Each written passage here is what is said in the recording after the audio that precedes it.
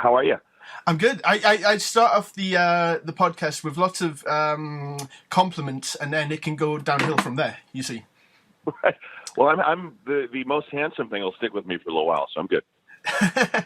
I can't be hurt at this point. Well, yeah, it was a vicious battle. Roger won best hair. See, as you can tell, we had run out of things to talk about by this point, so we started doing polls Right. on things like this. But yeah, so where are you calling from at the moment? I'm in my studio in Silver Lake, California, Los Angeles. I have a little house in the hills, and my house is a recording studio with one room that has a bed in it. But every single room in this house has just chock full of gear, and it's a disease, really, at this point. Does your lady sort of she's sick of it now? Does she want room to? No, because she's also a musician, so she's in heaven. Oh, okay. It's like she hit pay dirt with this because it's funny. She is also kind of into production and engineering and all that stuff. So our pillow talk is literally about old Neumann microphones and things and vintage recording consoles. So no, she's very happy with this situation. Okay, that's good. At least that's what she said. Well, I mean, you have to tell her that she bagged the most handsome member of Jellyfish as well. And, well, there you go. Yeah. So we do have lots of fan questions. I put it to fans because you've done a lot of interviews, and it is kind of hard to sort of ask unique things without being completely ridiculous, I guess. So we'll get to fan questions immediately, because I'd imagine it gets to the point where you're probably sick of doing interviews, or have you not reached that point yet? Well, no. Well, it just depends on the era. I mean, certain points of my life were just there was just constant interviews and stuff. But at this point, no. I mean, this is not a daily occurrence for me, so everything's fine.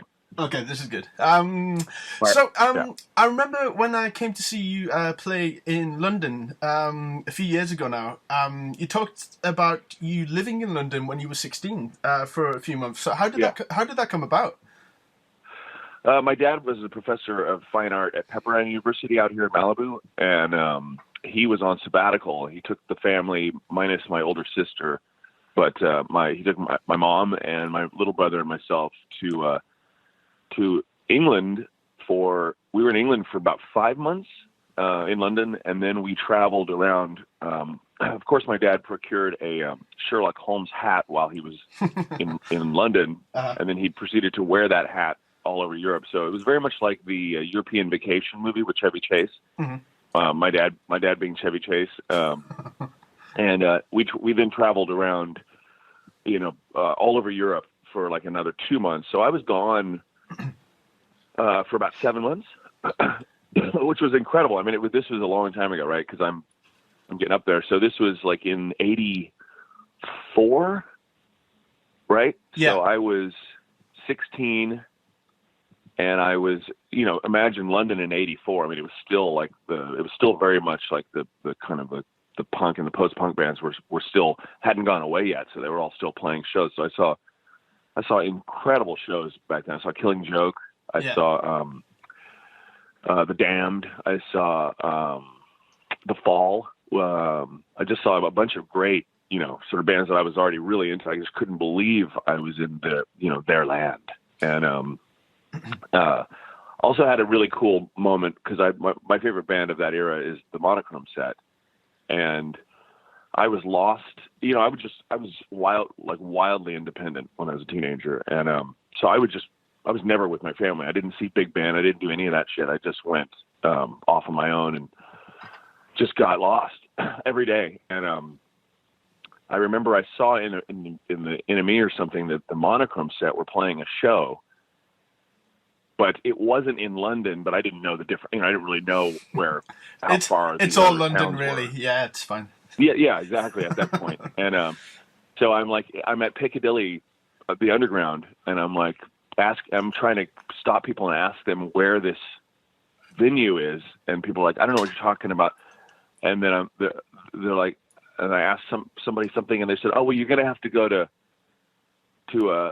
I was pointing at what I was pronouncing as Leicester Square, right? Right? Okay. and then somebody was like, "Oh, no, you mean Leicester Square?" And I'm like, "Wait, what are you talking about?" And they're like, "Yeah, no, that's pronounced Leicester Square." And then that's when I first realized that the guitar player from the Monochrome set, whose name was Lester Square, I was like, "Oh my god, okay, this guy's even more of a genius than I thought." But yeah, missed them because they were playing probably in Manchester or something. I had no idea. But yeah, it was a really fun time. So that's why we were over there. And we lived in Highgate Village, right near the Highgate Cemetery, and La-di-da. man, it was just heaven. Yeah, it's a nice area as well, isn't it? Yeah, it is. It was very nice. So was that your first real exposure to British culture, I guess? Because, you know, obviously with like the British invasion and all that kind of thing, and there was like a second British invasion in the 1980s. Like, were you in America when that happened, or were you actually in Europe? Well, I mean, I was, you know, when I was a teenager, I guess once I sort of drifted away from the classic rock that was just permeating the airwaves here. Mm-hmm. There was a radio station here called K-Rock. It still exists, but it's a shadow of its former self. But they used to play all sorts of cool stuff that was not, you know, not mainstream. And there was a DJ named Rodney Bingenheimer, who was basically our John Peel. Yeah. And he used to play, you know, everything from, you know, the Slits and the Damned and all that stuff. And then he would play, I mean, he was definitely a champion of the kind of the British punk and post-punk thing. So I was already just well into the sort of the music coming out of the UK, but certainly hadn't had any experience with the culture. So it was kind of like, you know, I was already signed up. So it was a real, just an amazing experience for me at 16 to be like pretty independent, just cruising around London and getting in trouble. And, you know, it was fantastic.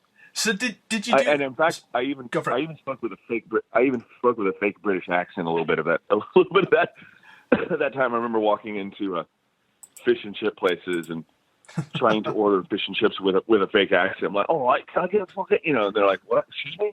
I'm like, "No, oh, seriously, just I want that," you know. And they're like, "Okay, man, how do you really talk?"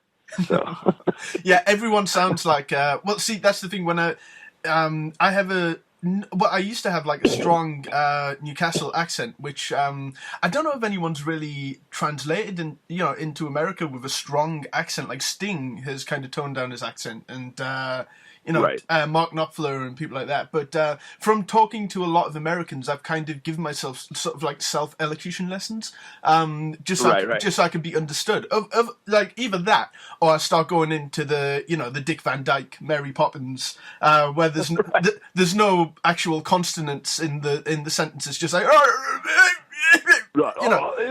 yeah. It's like a really bad Cockney. and some people actually genuinely understand that as well, and some people get offended by it. But like, you know what do you call me? And I'm just like, no, I was just making random vowel noises. But right. So when back then, did you pursue any musical projects when you were in Europe? Then was there any? Did you meet up with musicians? No, I mean. No, not at all. I would have loved that, but no, it was a pretty isolated experience. I mean, I made a couple of friends there. I met these two lads at a David Johansen show at the what was that place? Dingwalls in Camden, and they invited me to come down and stay with them for as long as I wanted to. They were down in Blackpool, right? Yeah. So I organized the I think it's the Green Line bus, some sort of bus, and I took that down to meet my new pals and hung out with them, and just all we did that whole time I was down there with them was watch Hawkwind videos. They were kind of these roll your own hippie kind of dudes, but no music. I mean, I was starting to write songs then, and I had my little Rickenbacker guitar, my little model Ricky. Yeah. So and there's some classic pictures of me that I'm pretty sure I know exactly where they are. I could send you one of those where I'm like sitting on the bed in the little flat in Camden or in Highgate with my guitar and my ridiculous like white Captain Sensible glasses, and yeah, it was great. But yeah, it was a very kind of lonely existence actually, because I didn't know anybody. Mm-hmm. So yeah. I feel like I should change the subject. We went on a downer there. Yeah, it was really depressing. So I know that you played piano quite young as well, but at that time were you kind of focusing? Did you want to start like a guitar-based band back then? Yeah, I mean, yeah. So the piano thing, yeah, I was kind of, I guess I displayed a propensity for the piano at a very young age. So my parents put me in classical piano lessons starting at age 6. Mm. And I think I had quit that right before we went to England, because it was about 9 or 10 years studying that. And I was really good at piano, and I was probably my teacher's sort of star pupil, but I always wanted an electric guitar. I always wanted to play the guitar. It's just infinitely sexier than the piano. And yeah. I can't really argue that. So, I had a band. Let's see, I got my guitar when I was about 13, I think, was when my parents finally caved in and gave me a guitar for Christmas. And, I had bands like immediately, because I had a friend down the street that also got a guitar right around the same time. So the two of us, started a band, and then we quickly kind of went from trying to learn how to play Hotel California, which is near impossible when you first get a guitar. And we got really into punk and stuff. So and then all of a sudden, we can play all of this. And so, yeah, I had a band in junior high school, and then I had a little punk band called the Barking Spiders, which was a fantastic name, if I do say so myself. And and we just kind of played punk stuff, a lot of LA punk stuff, like Adolescents and Circle Jerks and all that stuff. And then we started getting more into a little bit more adventurous stuff, like the English beat and stuff like that. And but yeah, so that was all like covers. And so I didn't really start kind of writing songs on guitar until I was probably about 15. And I was like, I can manage this. And so yeah, I mean, I was always looking for other sort of like-minded people. And at that very young age, it was really hard to find anybody who had any aptitude whatsoever on an instrument. I mean, I remember my first bands, I was always teaching like each guy in the band how to play their instrument, because I was already a pretty good drummer, because I had drums when I was about 8, 9, so I could definitely play the drums. And bass to me is just a very obvious extension of guitar. So yeah, all my early bands, I was probably the most frustrating kind of dictator, telling everybody how to play their instruments. And I understand. I completely understand. Well, I don't know if you know a musician / comedian called Tim Minchin. If you don't, I will send you this song. He had a song called Rock and Roll Nerd, and it's about himself. And there's a line that says, he always wanted to be a star, but he learned piano instead of guitar, which in the 90s didn't get you very far. Nice. So I'll have to send you that. But so when you were young, but as a writer, did it get frustrating if a member left and then you had to teach another member the same song over and over again, sort of thing? Like, did that happen often? Or? Not because you were like a dictator, just because people had to leave for various reasons. Yeah. Right, kids want to go play soccer. Yeah. A little bit. That started out as a 3-piece, and then which was kind of amazing. We were playing these punk rock songs, but the keyboard player or the bass player was playing a Prophet 1 keyboard. So it was like sounded like the B-52s playing the germs. That was pretty funny. But yeah, I mean, and then that band turned into a 5-piece, and you know, those guys kind of stuck around for a long time. So it wasn't until we played this was kind of a pivotal moment. We played like a pep rally, which is like an assembly at school where like maybe they they take all the kids out of like the first class of the day, and everybody goes to the gymnasium, and there's like a little pep rally. It's to get like school spirit going and all that shit. And so they asked my band. See, my band, everybody else in the band was 2 years older than me. I was always the little kid, and but I was the singer and the lead guitar player. And so I remember one day, it was only like two or 3 weeks into my freshman year of high school, which it's got to be the same over there. But you know, once you leave like an earlier version of school, like junior high school or whatever, and then you go to school, it doesn't matter what your situation was like in junior high school, you start all over again when you enter this next phase of school where there's a lot more kids, it's a bigger campus, and you start all over as far as like your, you know, the people's awareness of you. Because in junior high school, my band was playing, and we were like the band in the school. Yeah. But then in high school, now all of a sudden there's more kids, there's other bands, blah blah blah, and so I remember the keyboard player, bass player in the band was like, "Oh, tomorrow we're playing in this pep rally." And I'm like, "What? What are we playing?" And he's like, "Well, let's play "Moving in the Bathroom" by the English Beat, and we're going to play "Stray Cat Strut" by the Stray Cats." And these were all songs that we had just started learning that summer. Yeah.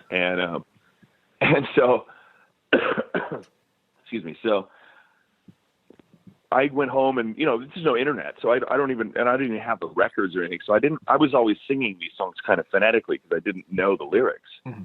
So I went home and tried to like bone up on these lyrics. And we played this thing, and in the breaks in the Stray Cat Strut song, there's these breaks where it was just a vocal, and so it was just me singing. Every single girl in the whole student body stood up and screamed. It was like the Beatles.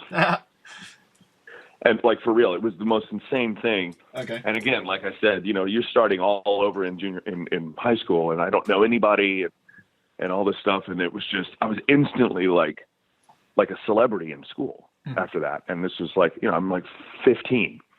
And so that was like a real, kind of like a really validating thing as far as like, oh, this band stuff is going to work. I always knew it was going to work, and I wasn't doing it.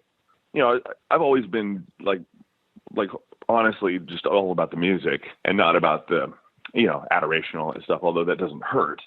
But this was just like adoration overload. So it felt pretty good. I was embraced by the cool intelligentsia at the school, like the guys that were into, you know, the fall and cool things. And my band I was kind of outgrowing that group of guys because they were just kind of, you know, not the coolest guys. And so I remember, this is an amazing story. I remember this kid, he's older than me, but this guy came up to me, and I had noticed him already. He rode a Vespa scooter, and he wore like weird like milkman jumpsuits. He was just like this weirdo guy. Uh-huh. And he comes up to me and he goes, "Hey man, you're pretty good, but your band's gay." You know, I'm like, okay. And he goes, and he's like, "You want to be in my band?" And I'm like, I was basically like, yeah, like I don't even care what the music is, you know. And he gives me a tape, gives me a cassette tape. It's just a blank white cassette tape. And I go home and listen to it, and I lost my mind. I could not believe this music, right? It was like avant-garde pop music that sounded like it was recorded in a bedroom, and just like, what the hell is going on here? So I went, you know, ran up to him the next day at school. I'm like, dude, what is this? But here's the funny thing. The tape sounded like, it didn't like sound like the same band always. It's like, it sounded like a few different things.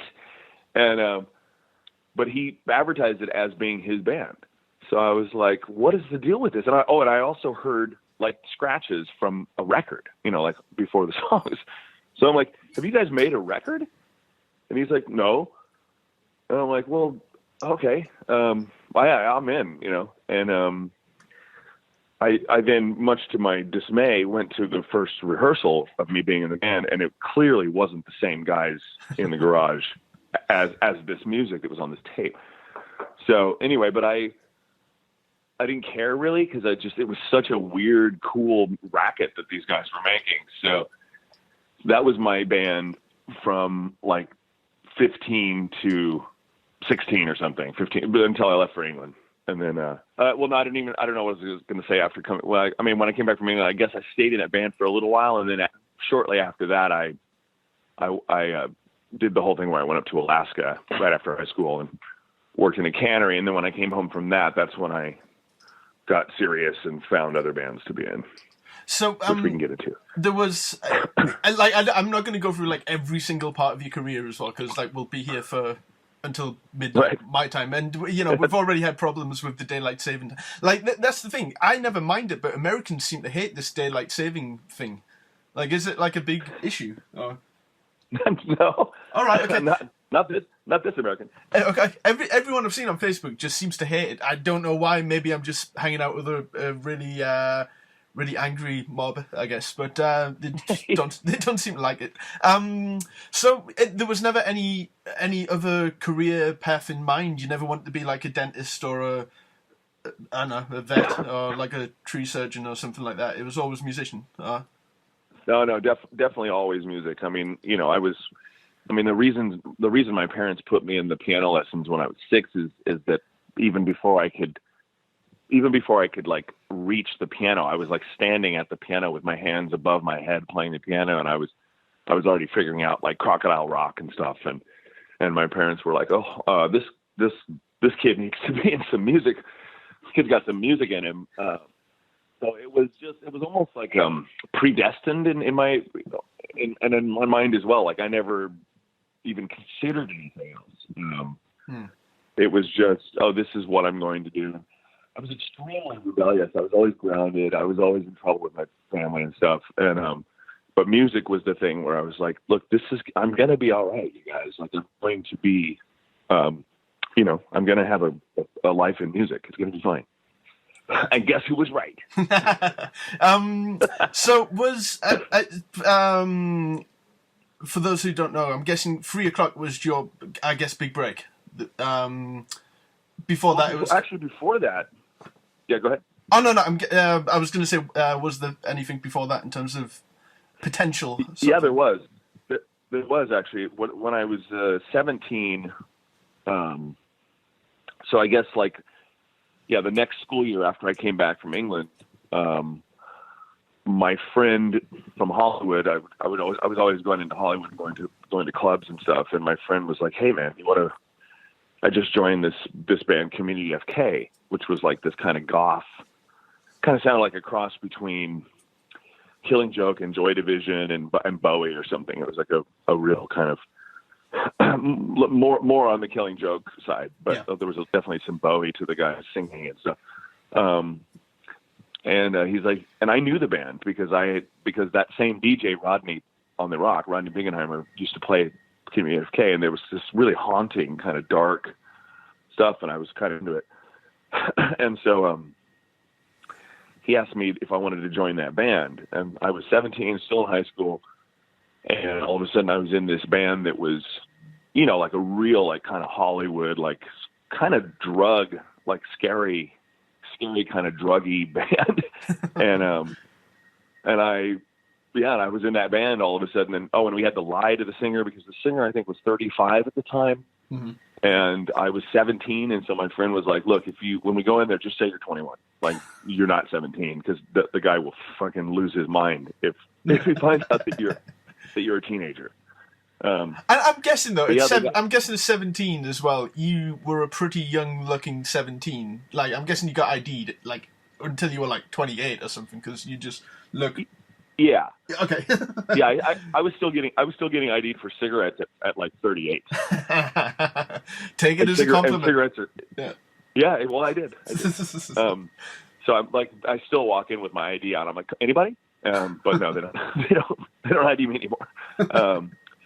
But yeah, that was a very interesting thing. And in fact, that band opened up at the University of San Diego. We opened up for the Jesus and Mary Chain. I believe it was their first or second trip to America. Back still when the Reed brothers played with their backs to the audience, and when Bobby Gillespie was the drummer. Yeah. And, very early on. It was like 85. And it was funny, as I played with Bobby and Talon Scream, and on the last two records, and so I was coming down to the studio once when they were out here recording, and it's like 5 years ago, and I had forgotten about that show that I did opening up for them, and so I was like, oh my god! I pulled into the studio and I went in, and I'm like, Bob, do you remember playing in LA or in San Diego with the Mary Chain in like the mid '80s? And he's like, I'll remember that gig.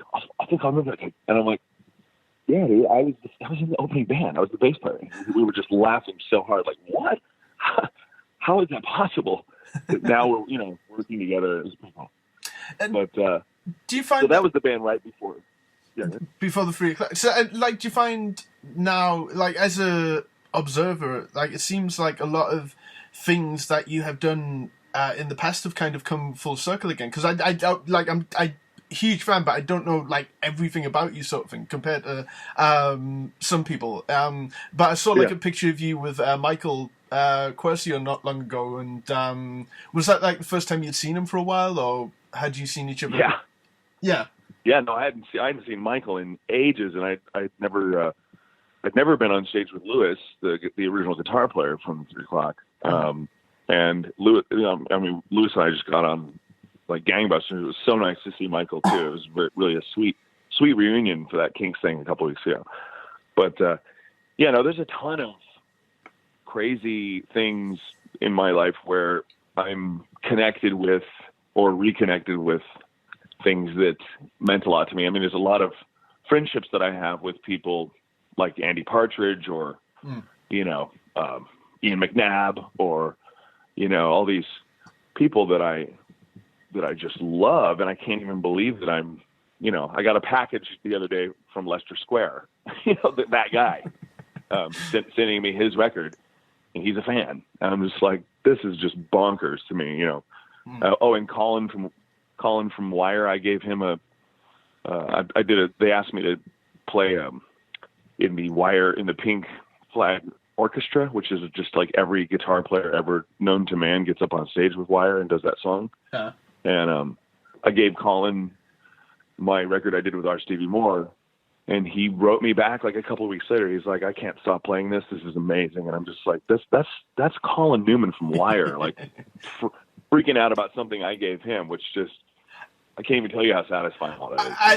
I absolutely get it. When I've sent stuff to, I'm lucky that I've been able to contact, without embarrassing you too much, like my heroes. And when I show them some of my music and they tell me they like it or whatever, or even perform on it, it blows my mind that has even been able to happen, sort of thing. Because, when did you discover Stevie Moore then? Was it around that mid '80s period? No, it was much later. It was probably the first time I noticed him, I was at a record shop that was going out of business here in LA, and I was just rifling through all the stuff, and I saw a stack of 10-inch records, so I started looking through those.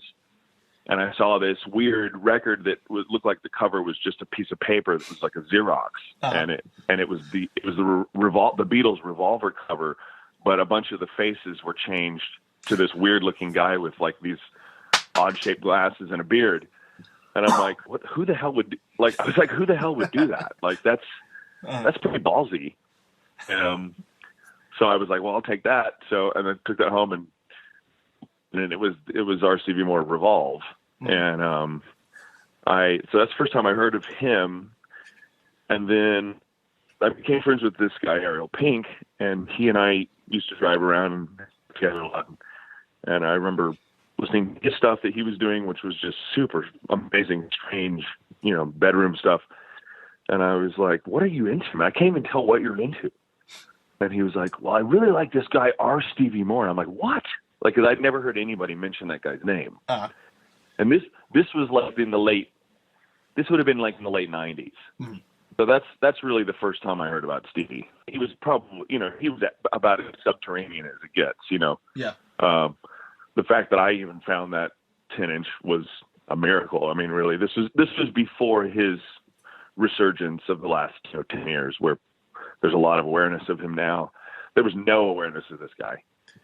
Well, I was going to say, you're obviously, well connected in the music industry, but how did you find our Steve Moore? Because like with you guys, it kind of blew my mind that musicians who I am blown away by could exist on social media and are contactable, sort of thing. Was that the case with Stevie? Was he just on social media? Yeah. I'm pretty sure he sent me a message on MySpace back in the day. And he said, he was like, just sent me some message, and I was like, that's RC, what? And so we just started communicating. And again, like when I first, got on these social media things, I was kind of like, okay, well, this is for a lot of like seemingly for a lot of kind of lonely people to connect and all that stuff. And it's like, not really my cup of tea as far as that kind of validation aspect of it, the look at me aspect of it. I don't really get that, but it didn't dawn on me that, I could actually reach out to people that I admire, and maybe they'll reach back. Who knows? And so he did that, and that started a kind of a pen pal dialogue. And then it wasn't until, I guess the first time we met was when he came out here to record with Ariel. This thing that ended up being called the Ku Klux Glam sessions, which was definitely a Stevie title. And so they contacted Ariel, and Stevie started calling me, going, "Hey, can we come over to your place and record?" And I was like, "Man, I had just got this new vintage recording console. It wasn't even really set up yet."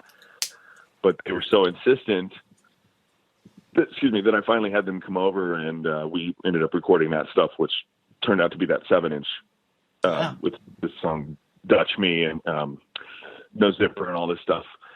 And that's when Stevie and I were like, so that's when we first really met. And while we were recording that stuff, Stevie kept looking at me going, "We have to do this. We have to do another one of these, just you and me." And I'm like, "Absolutely, man." So that was the spark for what became Make It Be a couple of years later. Beautiful. Well, with obviously Stevie, he's so savvy, and I can imagine that he really understood the power of social media very early on, sort of thing. So was, for yourself, who doesn't maybe necessarily use social media as much, was there a kind of a moment when you realized that you could connect to fans in the sense of like, not in a cynical way, but to like promote what you're doing and actually reach out and all that kind of thing? Because it seems like with Roger, with the Glamping EP, he really, maybe even for the first time, has really embraced that. Right. Well, I still find it it's such a clogged artery, it really is at this point. It's so hard to get anything above the din of this just constant information from everyone all the time. And, people clamoring for the most likes and all that shit. But it's great it's certainly great to be able to just let people know what's going on, and also just people have to have the access is great.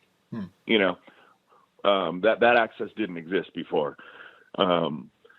Just to be able to share a song or a part of a song with people and get a reaction immediately is kind of a revelation coming from the way it used to be, which was like, finish a record, wait 3 to 9 months before the label gets their shit together to put it out.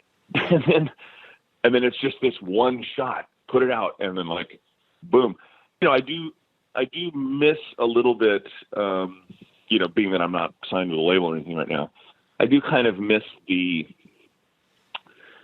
the kind of gravity of an actual record being released. Like, I feel like there's something very powerful in that, and whether or not the record performs the way you think it should or hope it does, there's still, that those roads were not nearly as traffic jammed as the social media road. So No, I get it. I kind of like that aspect, and I'm not gonna self put out anything. I'm still gonna find it. I'm still looking for a label and stuff to do my next record, and I'll definitely find somebody, because it's just, of course you can do both, but I like to have something out there, and I still like tangible. I like LPs and all that stuff. So I was just gonna say, it's hard to do that by yourself. It's really hard to sell your own LPs. I mean, we all know that. It's just like, they cost a lot to make, and you can sell 100 LPs maybe on your own, and that's it's just not worth it. Well, I was going to ask, like, from viewing Roger's glamping campaign, which was like highly successful, whether that had influenced you in any way to maybe do that, but obviously absolutely not. No. No. All I'm saying is Roger sold his trousers and people paid like $5,000 for them. That's all I'm going to say. Like, yeah, see, that to me, that's like some weird. To me, that's like embarrassing. Like, I'm not going to do that stuff. Since no one's no one's come forward yet to say that they own any of the pants that Roger sold, which you would think on the Jellyfish page, you would think someone would want to show those suckers off. Maybe he didn't sell them. Maybe not. Maybe not. Oh, but it's always possible. See, that's the thing with the Jellyfish page. We want news all the time. That could be a scoop. Roger didn't sell his own pants. He didn't really sell them. Well, he just burned them. I would actually like to have seen that. I think that would have been hilarious. I think that would probably be the catharsis he needs, actually, to get over that shit. Yeah, see, I've met you as well, and I've tried not to come across like the whole Kathy Bates in Misery type fan. I remember I saw you at the Newcastle, the Manchester show. Yeah, for Beck, but I also saw you in London as well. When you did your London gig, that was the first time I had... at that pub. Mm-hmm. The Islington? In Islington, yeah, and T-shirts were made. I have one of those T-shirts, and I try to be not too precious about it in the sense that I actually want to wear it, because I realize that I've got so many practical things like mugs and T-shirts and stuff that I don't actually use when I should actually be using them. Right. So I love that. I don't want to obviously focus on Jellyfish too much, but I'd get killed if I don't ask some questions. But because I interviewed Craig Dorfman, he was actually one of the first guests who I ever interviewed. Without going too far into it, was it a surprise, and was it difficult to really go into some of the stuff in that book? Because my mind was blown reading some of that. I haven't even read the book, but the interviews. Yeah, I mean, Craig came out a few times. I think we I talked for hours each time he was out. Mm-hmm. And a couple times I remember getting a little just kind of like, all of a sudden I just kind of hit a wall where I was just kind of angry and just kind of remembering all that stuff. And so unfortunate, maybe the heels of the draws of that band is that it was like this wildly dysfunctional thing, but we made this, somewhat some good stuff, and certainly not all of it, but I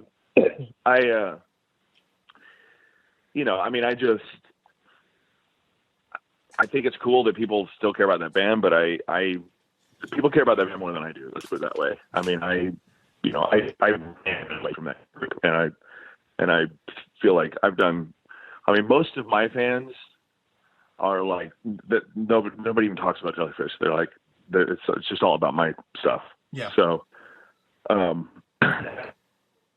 find that like, even when I was in that band, it was like their process, their way of writing and arranging and stuff was so derivative of stuff that we all liked. And there was a lot of sitting around listening to other music and then kind of aping certain things. And that's never been a style that I respect. Like when I'm creating music, I'm not listening to anything else, and I'm not thinking about anything else. Really hone in on something, unique about whatever chords I've come up with or lyric or whatever. Yeah. And not everybody works like that. A lot of people are very kind of like this needle drop, technique where it's like, just listen to music and then let's do something like this right here. Let's do something like this. And it's like, it's just so weird to me. And I mean, so that was kind of like a fundamental rub that I had with that band from the very beginning. And then just the personalities, man, it was just like really difficult to exist in that band. It seemed, and like I said, the book was far more kind of intense than I ever dreamed that it would be. But I think that the good thing about the book is that it kind of, once you read it, you realize, okay, there's not really probably going to be a proper reunion, and for good reason, and all that kind of thing. And the thing is, as well, the great thing about, all the members of Jellyfish, but also, everyone who worked with Jellyfish as well, is that you all have this amazing catalogue of your own music as well. And, I think there's probably maybe just as much people want to see reunions, of Jellyfish, Imperial Dragon, for all that kind of stuff. But there are just as many, if not more, people who are just happy that new stuff is coming out, because that's really how it should be. But it is always a treat when we see like you and Roger on stage together and stuff like that, Yeah, I mean, Roger and I are probably two of the most different people that could ever even be associated with one another. I mean, we're just like sometimes impossibly different. So like, I don't even like the whole like offshoot of Jellyfish stuff. It's like, to me, that's not even like an origin or it's not even like a place that I came out of and have gone on to do all this stuff. It's like, that's just one little thing that I did, in my opinion. But I know that it made an impact, and I appreciate that, of course. But and I do like, a lot of what we did. But it's just one thing for me, as opposed to like, I mean, I've put out a lot more stuff than anybody else post that band. Yeah. And I was signed like right afterwards with a different band, and then solo right after that. That's what I always wanted to be doing anyway, was just the solo stuff, just because it's like, like I said, from way back in my teenage origins, I always knew what I wanted each instrument to do, and because I can play them, and I can play them without, editing. You know what I mean? Not like a lot of people who play all the instruments now. If you actually see them play, you're like, dude, what? You can't really play that. Primarily drums. There's a lot of drummers out there that aren't really drummers. Well, I feel it's just kind of like that. I was always just aching to do my own thing. Well, I probably don't necessarily like help the situation when like it probably doesn't sound good, but I use Jellyfish kind of like as a blanket term for everyone who was even involved, sort of thing. It's not like it's a whole like we all stroke our Jellyfish albums while staring at the clouds, and that kind of thing. It's just a way to, because we report, in our own way, we try to keep everyone up to date with what everyone's doing as well, and it really keeps the page very active as well. And there are people who that's cool. There are people who love your stuff who don't like another Jellyfish member stuff and stuff like that, but it creates good debate and all that kind of stuff. And I'm very proud of the group as well, because it's the community that's been brought together. And it's probably the most active page online as well, since like the old Yahoo groups closed down and all that kind of stuff. So I'm very proud of it, and there's been a lot of questions asked from fans as well. But one thing that I want to ask, actually two things, if you don't mind. You mentioned MySpace before, and MySpace, it hasn't been a thing for like quite a while now, and the last new stuff I heard of you from the All Quiet on the Noise Floor album was on MySpace. So when's the new album coming out? Come on, tell us. Well, I'm working on it right now. Well, I know I'm the ultimate boy who cried wolf. Yeah, I'm aware of this, but no, I actually haven't had a lot of. I haven't had like a chunk of time like I have now for 6 years. So I'm like, I have this time, and I've been working on it now. There's 3 new songs since the beginning of the year, which is, for me, is like, that's like a 60s record where you make a whole album in 2 days. So yeah, there's definitely gonna be something this year, a full length, and it's gonna be rad. That's all I can tell you. It's gonna be really good. It's my favorite stuff, with like hands down, that I've ever done. That's amazing to hear. And being from the UK, I've got to say your albums are not the easiest to find in the world. Because it's like Japan and stuff like that. So like, and I know that this has been a thing that has bothered you as well. Are there plans for like as wide a release as possible sort of thing? Well, yeah, for sure. I'm not going to do the Japan first or Japan only thing. Definitely not. The only reason that stuff happened was because the Japanese label and market was basically saying, "Hey, give us a record, and here's like a considerable amount of money for an independent label." I mean, I was given like real money to do those records, and everywhere in this, other places were not. There was a time I was talking to, what was the name of that label? It was a subsidiary. It was like part of Domino. It was a cool label in England. Heavenly. Mm-hmm. I was talking to Heavenly like a long time ago, and that looked like that was going to happen. Didn't happen. I had a manager in England about 10 years ago that was like gung ho, saying I was the second coming of rock and roll and all this stuff, and then he just disappeared. Like literally, 9th song sent him of a record, which that record turned out to be "I'm Okay, You're Okay." Yeah. And he was like, he just disappeared. So I kind of got like hit some walls where I was just like, all right, screw it. I'm just going to go where the love is. And the love for me was in Japan. And, so Japan is an amazing place for me to go play solo. It's just absurd. The amount of,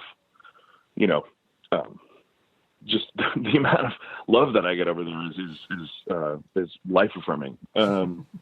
But saying that, I'm definitely not going to do the thing where it's, the Japanese thing first, or even a staggered thing. Cause I'm Okay, You're Okay did come out in America, but it was like 2 years later.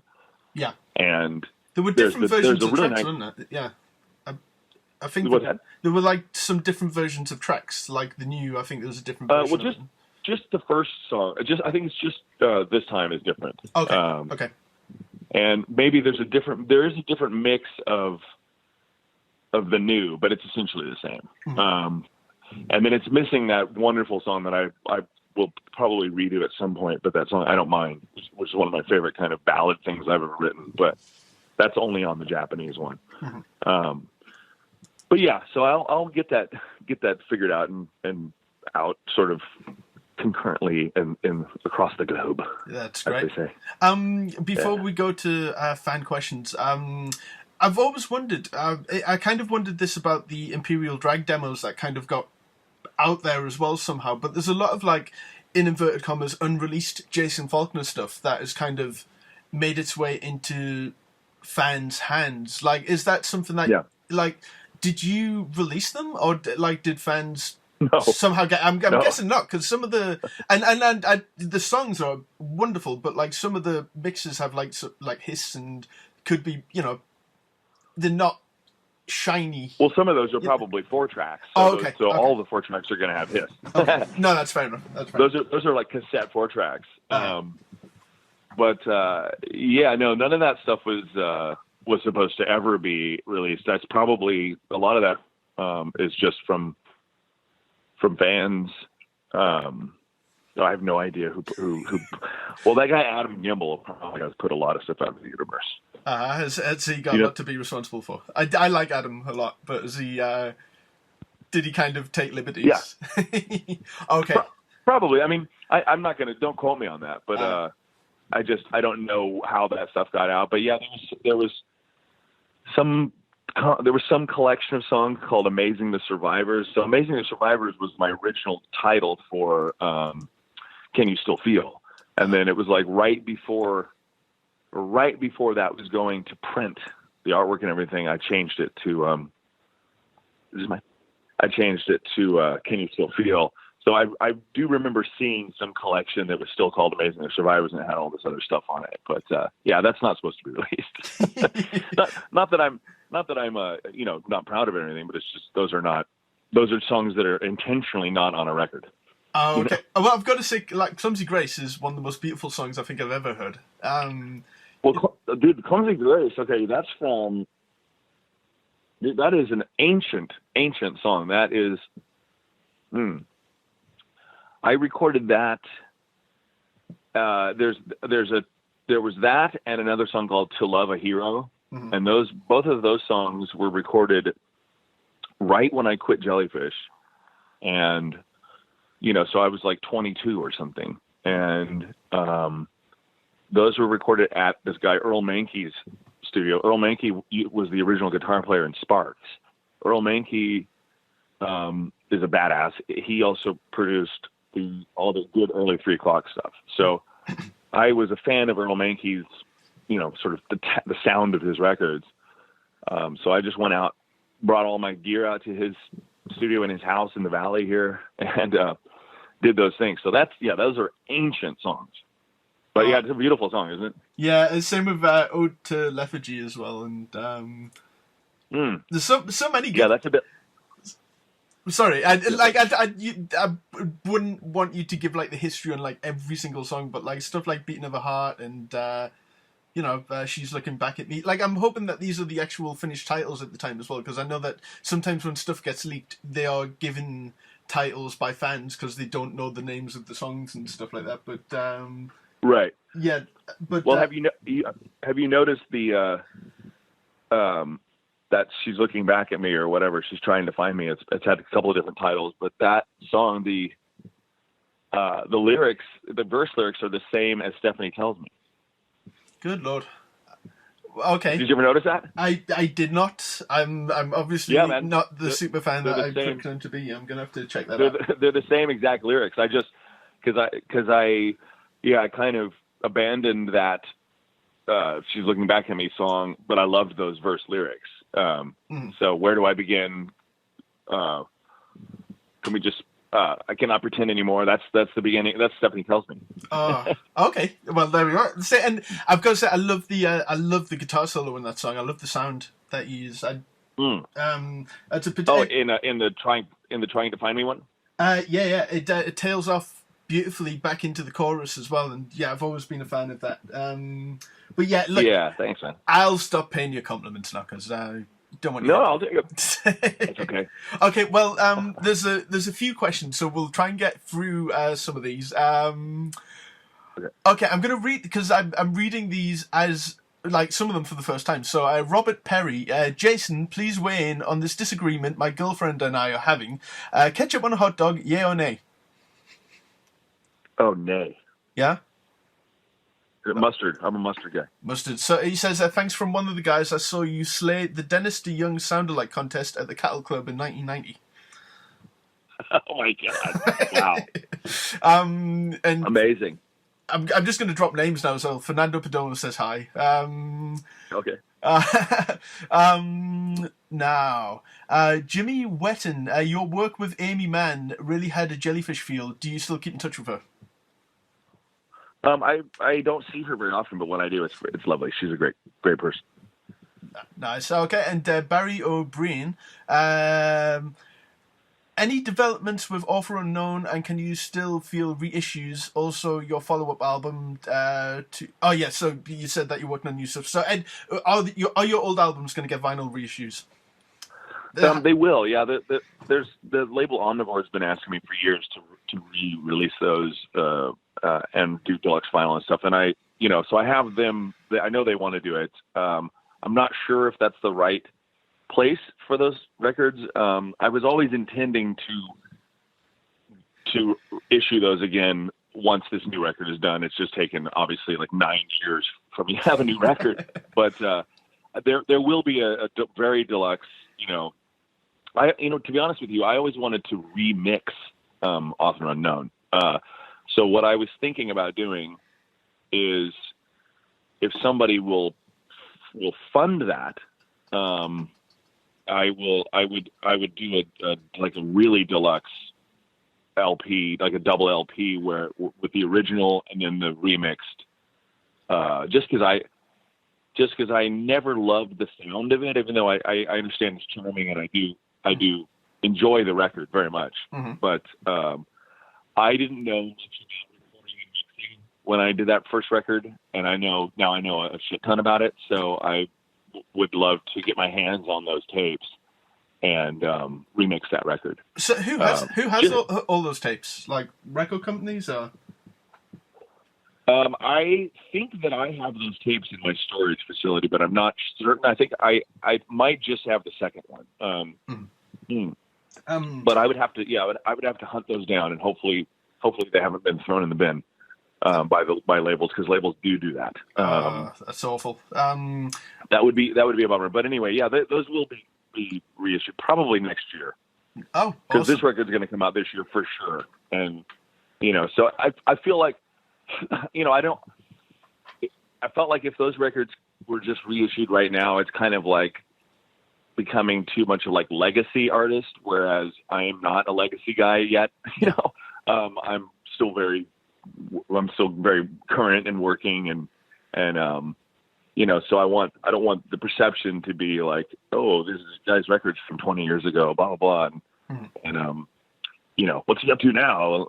Like, I want to show what I'm up to now and then reissue those. Yeah, totally. I remember one of the first things I asked you, because I tried to do it and I did it very unsuccessfully on Before My Heart Attacks, when you had the mandolin sound, and you said that you played it on acoustic guitar and sped it up. Yeah, that's just very sped 12-string acoustic. I tried to do it and I failed miserably. What's that? I tried to do it and I failed miserably. Was there a reason why you did that instead of actually using the mandolin? Was there a reason why you decided to do that? Was it like solely because I didn't have a mandolin? Okay. that's the only reason. I was like, oh, this would be cool with these kind of like mandolin kind of thing. I also, like, on that first record, I was very into. I kind of was still in my 4-track mindset, which is 4-track mindset is literally by any means necessary, get this thing on tape. And like, if I didn't have a bass, I would just detune a guitar way down and low, and then you can barely play it because the string will go boom, because it's so loose. Yeah, the pitch will jump around. So that's where I come from. I come from just like making something work out of something that shouldn't work. And, like instead of just getting a synthesizer and hitting the first preset and going, okay, let's use that, I would make a synthesizer sound out of something that's not a synthesizer, even if it's mouth. And so that first record has a lot of that kind of like, kind of home bedroom mentality. And, there's a lot of stuff on that record. There's the really big downbeat kick drums on Nobody Knows, which is a toy drum set kick drum that I just also very sped. So I recorded that at double speed. So it's like, and then when you slow it back down to the right speed, that kick drum is super low and puffy. So I would do stuff like that a lot. There's a lot of that on that record. My favorite thing on on that song nobody knows that I think is hard to hear, but once I mention it, you'll hear it, is the segues from the chorus to the verse, including the intro, which is a chorus. You hear this weird like, and that's me scratching the audience noise on I forget what record it was, but it was one of my live. It might even be Frampton Comes Alive. Yeah, but it's the crowd applause, and I'm going, and you can hear it go. Rah! So there's like some scratching on that record, which just cracks me up. I've got to say go for it. Sorry. No, I was just going to say I don't know if anybody's ever even noticed that, but once I point that out, you will not be able to not hear it. Well, one of my favorite intros to any of your songs is "Don't Show My Heaven." Yeah, it sounds so big. Like I love it when it's on like a playlist and it sounds like unlike anything else. Like, and I love the chorus chords that you use on the intro as well. So were there ever any times where you'd like written a chorus, written a verse, and they were going to be for two separate songs, and then you were like, oh, this will actually work together, or is it always? Oh, all the time. Yeah. No, all the time. That happens all the time with me. It's like, I kind of write in sections. I don't necessarily. There's probably very few songs that I can think of where I had a song written from beginning to end, all the sections, and then I start recording it. For the most part, I'll have, like a verse or a chorus or, those, but maybe no bridge. Mm-hmm. And I'm usually so damn excited to record it and just hear it back as a fan, because I can be kind of objective too about like what I'm doing, and like just like making music so that I can fan out on it. Yeah. So like I can think right now, the Holiday is a perfect example. Holiday, there was no bridge. I didn't know what the hell the music was going to be in that bridge, that breakdown. So I just recorded the drums. I always recorded the drums first. Uh-huh. To nothing. I'm just singing along in my head. And then come that bridge, I just started going to that pattern, and I just figured out what to do as I'm playing each instrument. I just started going to those chords, and then just wrote that whole thing like on the fly. It wasn't until I saw you play that by yourself when you do that breakdown part, how classical that sounds. Like, was that kind of the idea? Because you don't really get it as much, I would say, on the record. But like when you hear those chords, it has a very classical feel to it. Yeah. So it's supposed to kind of. It's supposed to be kind of. There's a humor to a lot of stuff that I do that I think kind of maybe goes over some people's heads or doesn't quite register at times. And obviously, when you see me do that live, I kind of make a point of that, make a humorous point of that middle bit. But but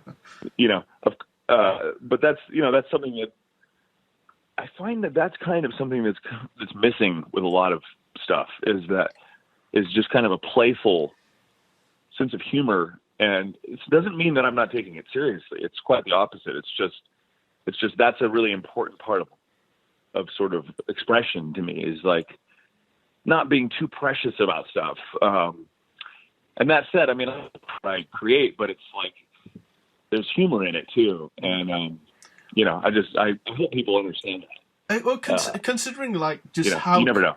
You never know what people are latching on to. This is true, and considering like how complex your songs can be as well, I think it would be easy, and I say this purely as a fan, it would be easy to be interpreted maybe as it being pretentious. Do you know what I mean? Just because the music is so clever, but also the ability to sing along to the songs as well. That's like a hell of a thing to be able to put together, because it was amazing when I saw you at that gig in London and everyone was singing along to every word, even the words you forgot, which I found quite funny. I've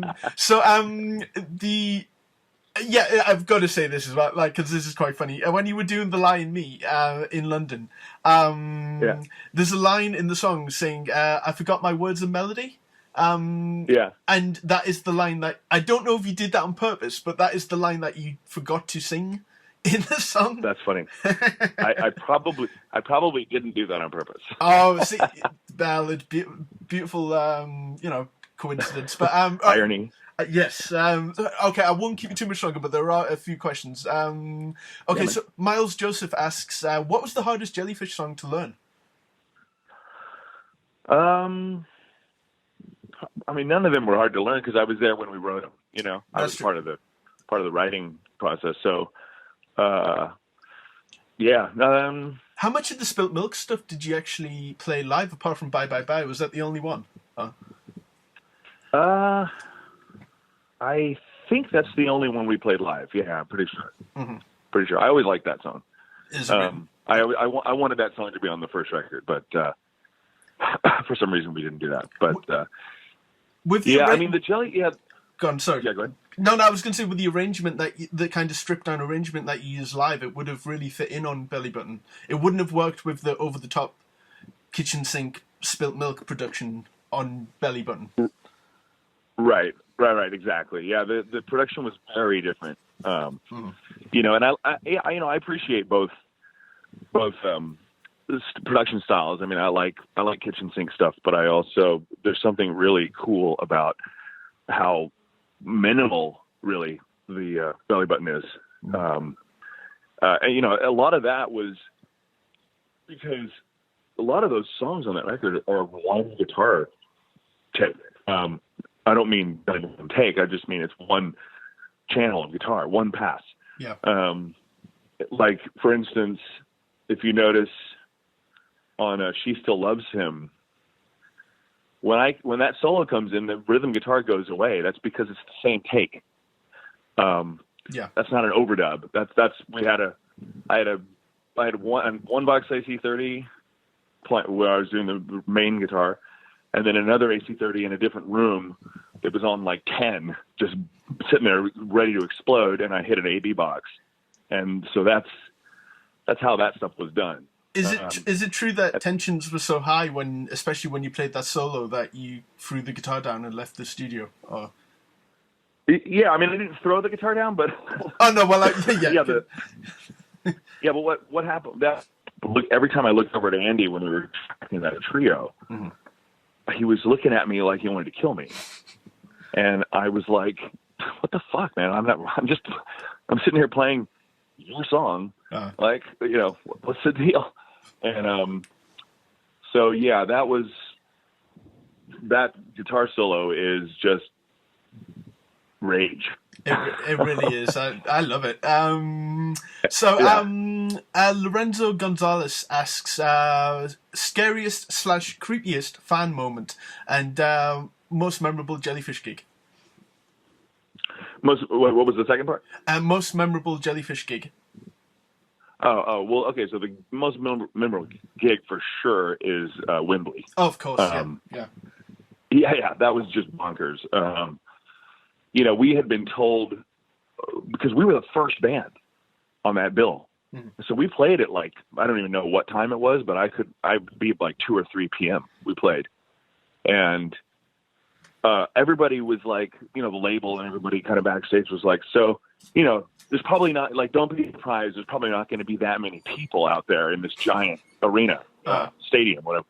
And so we were just prepared to go out and play to, a few thousand people on the floor.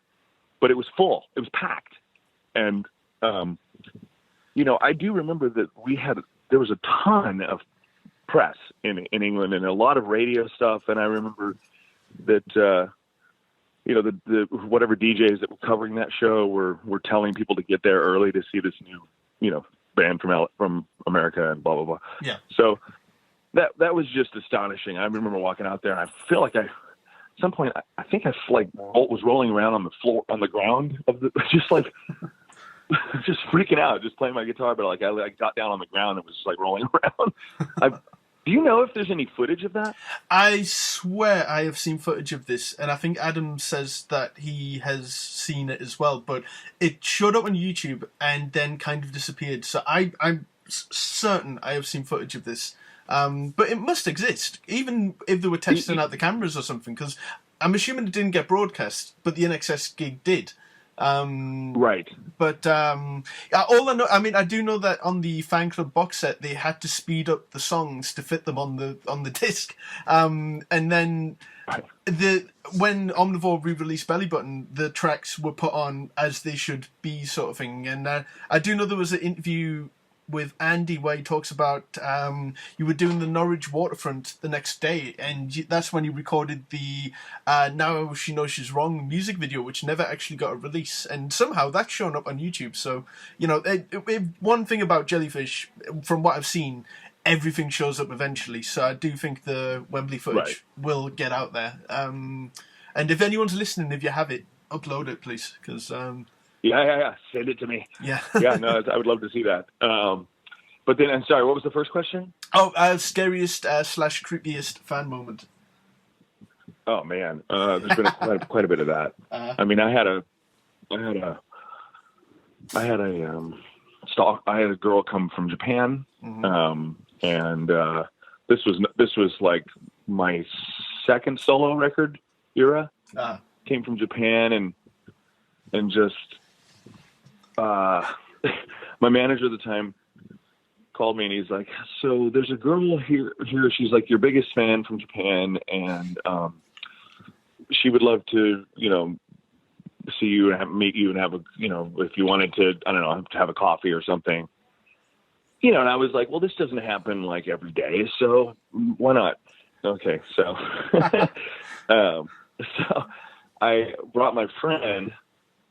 We drove up in my 62 Galaxy 500, yes, and went to go pick her up. And as I'm getting closer and closer to the address, I mean, she is in like Watts, LA, like bad area, like just cops, you know, police tape on the street, you know, just like what the hell. And so we get this address of this motel or whatever, and there's just this one little Japanese girl sitting in the lobby. And I'm like, well, that's got to be her. And so I said to my friend, just go, can you go get her? So he goes, and she comes out and she's shaking, and she gets in the front seat with me, and my friend gets in the back seat. and I'm like, so wait, because she had called like a week earlier and I was busy, I was recording, and I kind of kept changing the day. I was like, you know, she called like on a Wednesday or something, or no, she called on a Monday. I remember this. She called on a Monday, and I said, "How long are you?" I said, "How long are you here?" Because I'm very busy, but we could like go have a tea or a coffee or something. And she's like, "I'm here until next Wednesday." So I said, "Okay, so how about next Monday?" And she says, "Okay, I will wait." And I said, "Just we can talk at this time, and I'll come get." So literally that Monday, same exact time, like 1 p.m., phone rings. "Hello, I'm ready." And I'm like, oh, right. Okay. So we went and got her. She gets in the car, and I'm like, so wait, where's your family, or where's your friend? No friend. Where's your mom or dad? So she's young. And I'm like, and she goes, no family. I'm like, I'm sorry. So, and I'm like looking around and taking in like where she's staying. And it's like, you can't walk around. And I'm like, what have you been doing? Right? That's the $1 million question. And she goes, waiting for you. Ooh. And I'm like, okay, what? Like, and I'm looking in the rearview mirror at my friend, and his eyes are getting really big, and we're just like, what the hell? And so yeah, so that was, you know, so we took her around and stuff, but and then this was where I made a mistake, but I felt so bad later that night. We were still kind of around. We went and got some food and stuff, and I was like, look, you're not staying in that shitty place, so I'll sleep on my couch and you can stay in my place. So this is where I made a mistake. This is how the misery Kathy Bates things. Mm-hmm. Yeah, That's okay. right. This is when my legs get boarded up. No, she goes, but so everything was fine, and I take her to the airport the next day or something, and then I get a letter, and the letter has a bunch of pictures, and the pictures are of me sleeping. Oh. like like close-up pictures of my face sleeping. Good Lord. Okay. And I was like, oh shit. Right. And so she did come back again. She's like, I am in Los Angeles. And I'm like, and I just started dating somebody in that interim. And I made my poor girlfriend take her on a hike and stuff like, so she hung out with my girlfriend. probably not really what this fan had in mind. So that was kind of crazy. I remember she was really sweet, but it was just kind of like, she quit her job and stuff to come out. Like she was like, I said, what do you, at some point I said, what did you think? Like, why would you do that? She goes, I came here for you to fall in love with me. I'm like, oh boy. Mm-hmm. So that was intense. But I mean, there's been a lot of stuff. I mean, there was a classic one at a Jellyfish show, believe it or not. We played, oh man, what's that? There's a venue that has like some German architecture. Like, so there's like maybe some German crosses, and it was like kind of like this eyebrow lifting thing, noticing all this German like architecture inside this venue in somewhere in England. And okay, I can't remember what venue that was, but it's a theater. It's a very decent sized place with like a balcony and stuff. And we played, and there was a group of people that I had become kind of friends with that were following us around.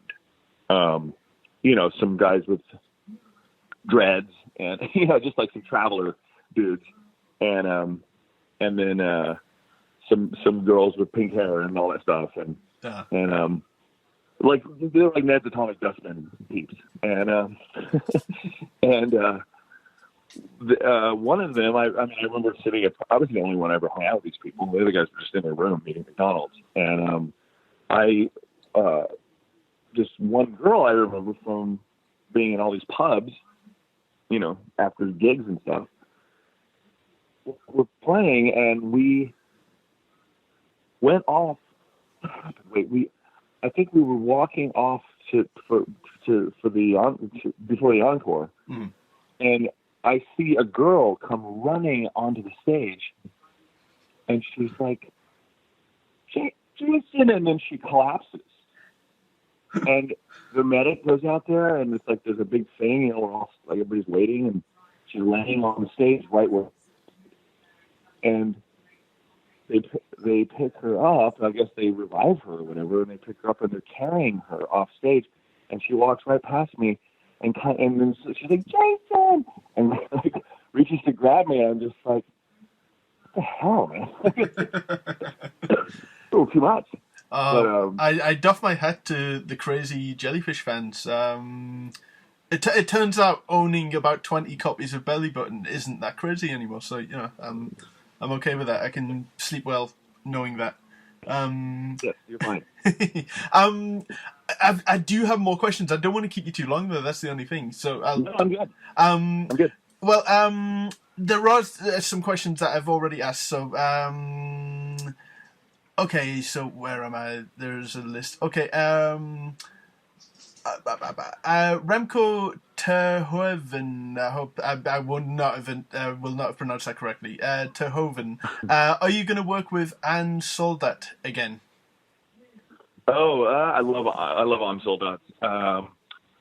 We were going to do something, and then he just had trouble getting the funding to come out to LA again and all that stuff. But yeah, those two records that we made were such a thrill, and I love that guy.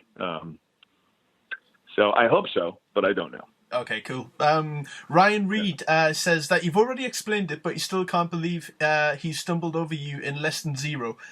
So you wanted me to kind of mention that to you. yeah. That was pretty funny. That was a result of me being a club kid here in Hollywood, and they basically the casting people wanted even though there's really nothing authentic about that film, they wanted the club scenes to be authentic, real people that were hanging out in clubs at the time. So yeah, they cast us all they would go down to all the people waiting in line to get into these clubs. They'd be like, hey, you guys want to be in a movie? Want to be in a movie? So yeah, sure. Made like $50 or something. And so yeah, went down there, and it was one of the clubs that I always hung out at, but it was like at noon. And then somebody picked me out to make me what they call a featured extra. So that's why I have a quick little close up. But yeah, that was really funny. And then the greatest thing was, I just saw Danny Bonaire at this Kinks thing, and Danny, the drummer from 3 O'Clock, he and his girlfriend and myself went to go see the premiere, or sorry, not the premiere, but we went to go see that film in the theater because, he was like, oh, it's so cool that you're in it. So we went to go see it. And my little 3-second thing came up, and as Danny just reminded me, he was like, these girls that were like sitting near us all turned around. They were like, "That's you!" And it was pretty funny. No, but, see, I've just done this was completely random. I just did a TV advert which is going to show in cinemas as well. It's for Strongbow.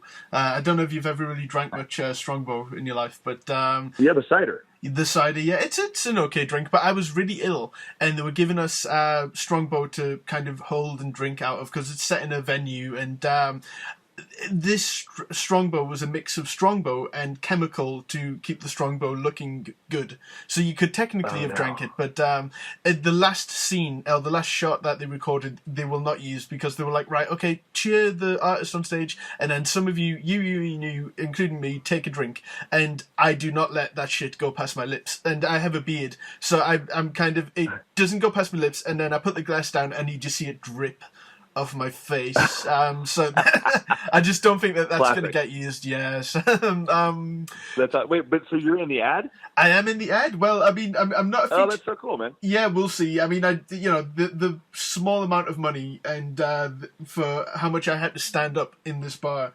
Because I do prefer to sit down whenever possible. I was very excited when they were like, right, you, and you, we need you to sit down in the bar, and I was already on the seat, ready, and they were like, no, not you, you have to stand up for a little bit longer. So I thought at least I'll get used a little bit, but I don't know if I do. I do look like the average cider drinker.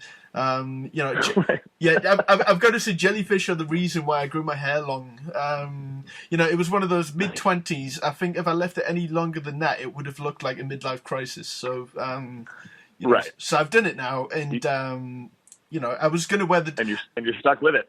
Stuck with it now. Well, I went through the phase of having it's so contrived, but I had the bubble machine, which no venue would let me use because of health and safety. I had the Dr. Seuss hat, which kept falling off, and no one cared. No one knew. Like, all respect to Jellyfish, but no one knew who Jellyfish were. So I just was like, right. I need to stop all that shit. But amazing. Stuart Brackpool asks, is there any chance of some kind of co-headline tour with Pugwash? And he actually, I don't know if you could answer this, but he was like, he wondered if it would offset some of the expense of a UK tour by by working with a UK artist. Yeah, probably not. But, I mean, I think that, I don't even know. I mean, I guess he does pretty well over there, but I mean, I think just doing, that little gig at the Islington afterwards, the owner was like, man, you could have played 6 nights in a row here. Like, I got so many phone calls. This sold out in like no time at all. And so, I mean, I feel like I just need to get over there. I've been waiting for a new record. So once there's a new record and there's like something something new for people to hear and all that, then I'll come over there. I'll definitely be doing something over there. It's why I kind of just assumed that you would end up having something with Low Jinx Records, because it was he was the guy who organized the show, wasn't he? I think Andy. Yeah, and nothing against those guys. It's just I think that it's too much of a niche. Mm-hmm. It's just I know that I could get something that has a little bit more muscle than that. Yeah, absolutely. But there's nothing against Andrew. Andrew's a great guy. But like that. I don't know. I think if that Pugwash record that I did, which by the way, I'm playing like almost every single instrument on that record, and Thomas did some really kind of weird, dodgy stuff at the end of that. Which was really unfortunate because we were totally mates. You don't need to go into like, that. We can just leave all that. Okay. Yeah, but that was kind of weird. Okay. So David Tolar asks, when will you come back to do a Boston gig? David Tolar. As soon as there's a record. So, when I get this record done and out, I will be touring, and I don't know where and when at this point, but, as much as I can. So that, I've actually always wanted to just like rent a car and do a tour, even if I did some touring with a band and some touring solo, because I actually really like playing shows solo. I think a lot of people like those shows as well because you can really hear the songs. And I know a lot of people, it's probably pretty split. I mean, some people are probably like, oh man, I want to see the band, I want it to rock. And then other people are like, I mean, I've actually heard a lot of people say that they prefer the solo because, when I have a band, it's usually pretty rocking. And so the songs are kind of sometimes a little harder to really kind of hear because it's rocking so hard. because I really like things to be kind of like, tough sounding. And but yeah, that said, I'll definitely do some solo touring and some band touring on this next record. Beautiful. All right. His name is Northland Kiefer, which I'm guessing is a pun on Kiefer Sutherland. What is your favorite guitar? What's my favorite guitar? Mm-hmm. Oh, you mean that I own? I would imagine that you own, yeah. Well, it says all-time favorite guitar, so I guess it could be anything. Well, I have two. I have two of my all-time favorite guitars, and I happen to own them. One of them is that '62 Fiesta Red Fender Jazzmaster. Mm-hmm. And then the other one is probably I have a '66 Gretsch Duo Jet, the double cutaway. It's just such a cool guitar, and it just sounds amazing. I love those guitars. I mean, probably about 15 years ago, I started. I kind of the writing was on the wall. I mean, I couldn't afford any of the Holy Grail guitars anymore. They got so expensive, and I had a couple of guitars that I kind of lost in a divorce, even though I wasn't married. And two of those guitars would have been in my top 5 of all time, but I had to sell them, and one of them was a '66 non-reverse Gibson Firebird with the little mini humbucker pickups, which are just the most biting, insanely aggressive sounding guitar. And then the other one was a '67 Epiphone Riviera also with mini humbuckers, but a very different guitar. And I miss those guitars like every other day. I think about those guitars. But yeah, what I was going to say is I started getting into kind of more oddball stuff. Mm-hmm. And I really I kind of take pride in my highly curated collection of oddball guitars at this point, because, most oddball guitars are called oddball guitars because they're kind of crappy, and you don't see them very often because they're kind of crappy and they don't play very well and they don't sound very good and all that stuff.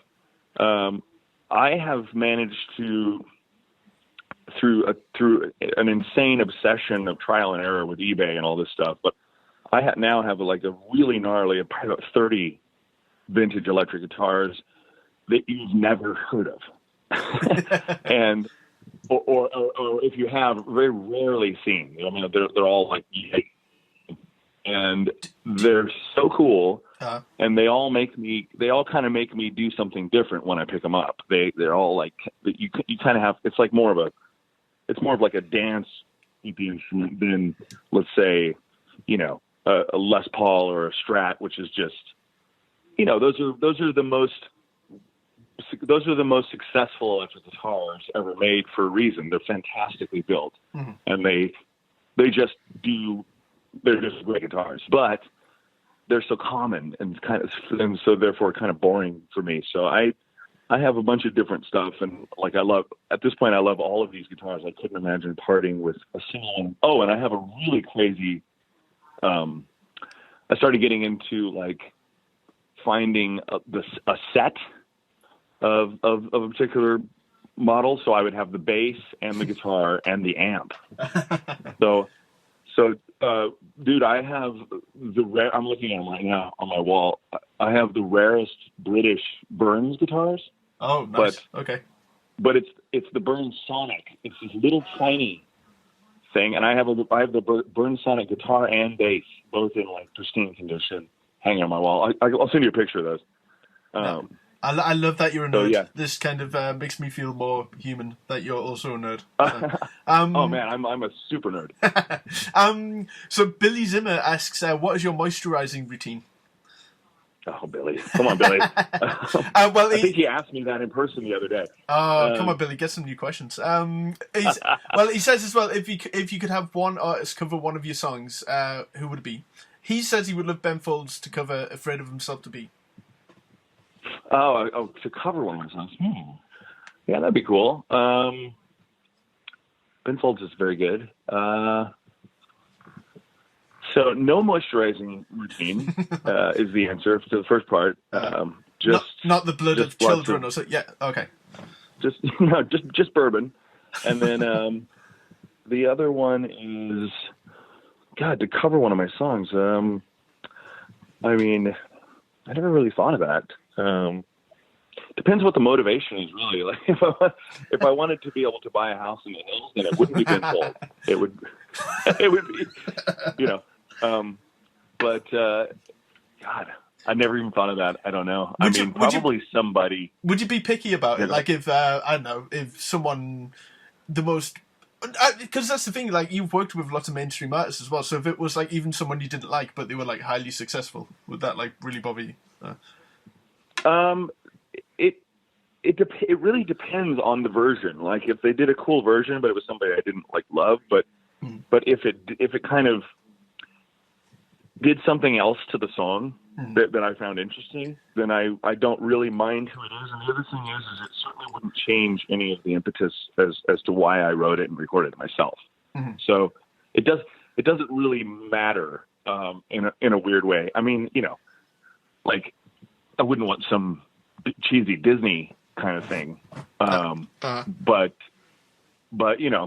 like, I don't know. I think it'd be cool if some like fucking like, I always thought the chorus of Nobody Knows is almost like it's almost kind of like an R&B kind of thing. So I always thought that, cause actually there was a fan, this girl recorded that a long time ago, probably just, I don't even know, like in GarageBand or something, and sent it to me, and it was so cool. She had just like really like almost hip hop Nobody Knows. Nice. So it was like that have you seen my baby part, what it was like, it was like really really kind of interesting. So that kind of sparked something where I was like, well, that's kind of like, sounds like a hit chorus to some sort of like hip hop thing. Yeah. So that'd be interesting. I mean, I'm not out there like pounding the pavement trying to get my stuff covered. So, no. Well, a young man called Chris Manning asks, what was it like having Chris Manning as a roommate? And what is your favorite Arnold Schwarzenegger movie? Okay. First of all, Dylan, you son of a bitch. And it was a real pain in my ass having Chris Manning as a roommate. He was so tidy and respectful. It was just awful. It was such a stark contrast to the other guys in the band. And and then let's see, that would be Predator. Oh, okay. So Wayne, and he knows one. Wayne McCrory asks, what did you make of Ireland / Belfast on your visit with Beck last summer? Will you be returning? By the way, loved the little alternative Ulster riff he played at the Titanic Slipway gig. Yes. That's just random words to me, but I'm assuming you know what that means. Oh, you don't know what he's talking about? No. Okay, so alternative Ulster is a Stiff Little Fingers song. Okay. And I was really, really, really into that Belfast punk band when I was a kid. So instead of doing my normal, just doing the kind of Stones Miss You thing, I started out with, it's when Beck does the introductions to the people. Guitar from that song. And the crowd went bananas. Yeah, that was, I mean, being such a big fan of that band, it was so cool to be in Northern Ireland and just sort of like, I got to see my good friend David Holmes and go to his house and hang out. And that was a really fun time. So I hope we go there soon. Cool. Again. Yokozuna, not the professional wrestler Yokozuna, asks how far can you throw a wiffle ball? Foot and a half. Okay. Eric, so we're going to get through these really quickly now. Eric Matthews, why are you so doggone awesome? Takes one to know one, Eric. There you go. Adam McIntyre, this concerns studio stuff. I love his 4-track recordings and would like to point out that some new bands are enjoying a lot of success doing lo-fi productions. I'd love to see another album of 4 or 8-track recordings. That being said, who are some of the other producers on Jason's like to work with list that you would like to work with? Some of the other producers. Oh man. Well, thank you. The 4-track stuff is some of my favorite stuff ever. I just love the immediacy and the built-in limitations to having to commit to stuff on the spot and not being able to tinker too much. But and at some point I would probably, if I had the room in my studio now, I would love to get like a proper, 1-inch 8-track tape machine or something and make an album like that. That's just quick and just tough sounding, because those machines just sound incredible. And then producers, God, man, all the people I think of are all kind of like, getting up there as far as, like the Enos and the Chris Thomases. Yeah, I love Chris Thomas, but I don't even know what he's doing. If he's working, I have no idea. I'm not really like a guy that works with a lot of producers. This is true. I've got to say the guitar solo on the 4-track version of All God's Creatures is incredible. Like, I love that. Oh, thanks. Because it's more like it's strings and piano on the album, which, like, I love, but like there's just something about that guitar solo which because I hadn't heard that until like a long time later as well, and it was a real surprise when it comes in. Yeah, that middle, the way I changed that for the actual record was, again, like a very, very, a very intact sense of humor. That was supposed to be kind of like a, it's like all of a sudden Liberace joins my band for this middle bit, and that's all supposed to it's also, I really like the juxtaposition of that with this like weird pulsing, like animalistic verse and song in general. It's just kind of like this weird hypersexual strange thing, and then it goes into this like like a Silk Lame nightmare in the middle bit. That was all very tongue-in-cheek. See, well, that's one thing you can do alone. Like, I remember being with one of the lineups of my band, and I was just like, right, this piano part, I really want it to sound Liberace-esque, and then everyone just looked at me and were like, yeah, this is, we're not going to appeal to the kids here, are we? And I was like, no. So, yeah. You got to stop worrying about that. No, I don't care. Well, that's the thing. When I was 20, I wanted to be in a band with people my age because I was just like, we'll be marketable. Now I'm 30. I don't care how old anyone is, as long as they can play their instrument. Yeah, exactly. Pretty much. But Danny Myers had a few questions, but his last question, because I think the other two would take a very, very long time to ask, so you can always ask you this in person. He says, can Danny Myers buy Jason a beer after the Beck show in Saratoga, New York? Yes. Okay. Exclamation! Lots of exclamation points. And then you can ask the other questions as well, because again, I think they would literally take the rest of the night to answer. Basically, how did you get involved with Beck, and will there be vinyl releases of everything you've ever done? Basically, but you pretty much covered that. Yeah. Oh, Carlos Fontana Morgana, which is a hell of a name. I love it. Yeah, wow, Rosanna Dana. Well, see, it's one of those questions. Do you know what? Oh, I feel awful asking this because I know myself. Do you know what Andy Stoner is up to these days, and do you keep in touch? I'm guessing not. I don't know. The last time I saw him was at a recording studio where it was. I believe I was working with Paul. So that was a long time ago when I saw him. That was 2004 or whenever that was. Yeah, it's in the book, isn't it? Yeah, that story's in the book. Okay, I didn't even know that. Yeah, I don't know what he's up to. Okay. Jenny Lee asks, Maddie says she will be waiting for you and Roger at the show in Tampa, Florida. Is that cool? I'm guessing she's not like your Japanese fan. No, she's a sweet friend. Yes. Do you like, Robert Marlowe, do you like blue cheese? And what blue cheese do you like? Oh, I like the strongest, funkiest blue cheese possible. As far as my salads go. Where am I at? Okay, this is a bit of a controversial one because I don't know if you really covered this or not, but Matt Taronis asks if your lawyer ever got in touch with Enough's Enough about the song theft.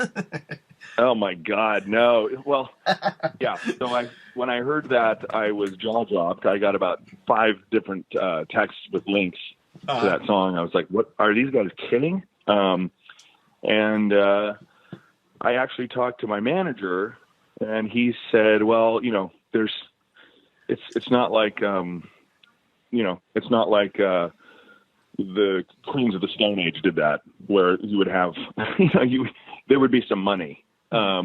This is a band that nobody knows about or cares about really. So, no, but I can't believe the audacity of that. And I forgot about it until right now. And it was upsetting to hear that, but it's just like, I guess you guys are okay just with such a ripoff. I mean, I don't understand. I was but shocked. I don't think the thing is as well. It's criminal. Yeah, that's actually criminal. So I don't know what they're thinking. I don't know if maybe they want me to. Maybe they want. That's the way that they want to get in touch with me. It's like oh, how do we get Jason Falkner's attention? Okay, here's how you do it. But man, it's weird. It was really weird because everyone was like, "No, just a coincidence." And I was like, "No, some of the lyrics are being verbatim used." With if somebody thinks that's a coincidence, they need to have their head checked. I mean, that's absurd. There's no coincidence there.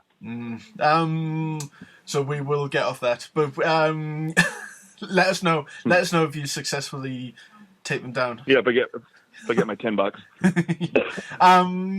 So yes, Eric Empson asks, will the Greys ever reform? And I replied, more chance of Jellyfish reforming. But probably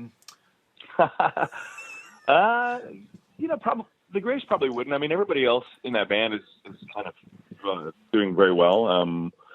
So two of the guys, Dan McCarroll was the president of Capitol Records and then the president of Warner Brothers. I don't know if people know that, but he went on to very successful business things, and I think he's at Google now.